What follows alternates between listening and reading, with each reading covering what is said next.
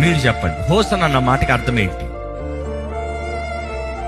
What is the meaning of hosanna? ఎందుకంటే కొంతమందికి హోసన్నా అన్న మాటకి స్తుతి, స్తోత్రము, ఘనత. No no no no. హోసన్నా అన్న మాట పాత నిబంధనలు చూడాలంటే, if you want to see psalms 118 verse 25-26 చదువుదామండి. కీర్తన, యెహోవా దయచేసి నన్ను రక్షించుము. ఇంగ్లీష్ లో చూస్తే సేవ్ నౌ. దయచేసి రక్షించు, ఇప్పుడు రక్షించు. ఇంగ్లీష్ లో చూస్తే సేవ్ నౌ, ఇప్పుడు రక్షించు.